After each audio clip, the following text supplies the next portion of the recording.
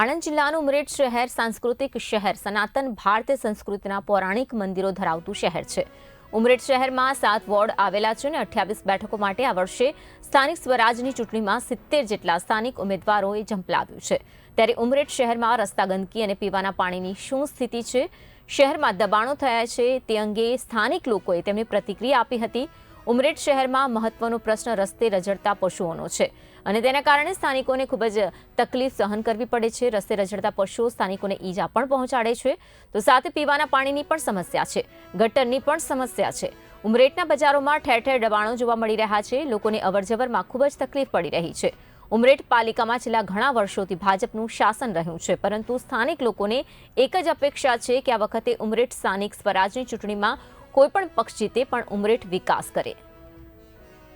શું નામ છે તમારું? નૈમેશ બી પટેલ। નૈમેશભાઈ, ઉમરેઠ નગરપાલિકામાં તમારી વચ્ચે શું પ્રશ્નો અને તમારી શું અપેક્ષા છે?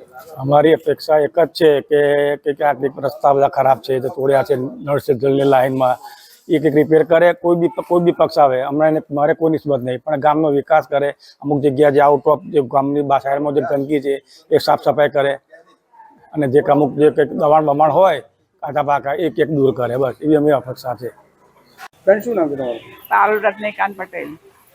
શું સમસ્યા ઉમરેઠ નગરપાલિકા? નગરપાલિકામાં આ જ ઢોરો ફરે છે, પછી આ ચોક ગંદકી ઘણી જગ્યાએ હોય છે તો સાફ નથી થતી।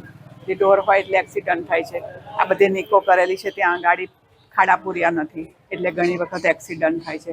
ઢોર એક મારી જાય છે એટલે બધાને કોઈનું સ્કૂટર ઉપર અડફેટે આવે તો એ એક્સિડન્ટ થાય છે। બીજી શું છે? અને બીજી સમસ્યામાં આ કે છોકરાઓ ફરતા હોય, નાના નાના છોકરાઓ છે એ અમારા ફરિયામાં મોઢવાડો તુળજા માતાની સામે, ત્યાં ગાડી રાત્રે 2 વાગ્યા સુધી બહારના છોકરાઓ આવીને દારૂ પીવે છે અને વેચાય છે પણ ખરો। મારે નામ કોઈનું કહેવું નથી, પણ વેચાય છે મારા જ ફરિયામાં।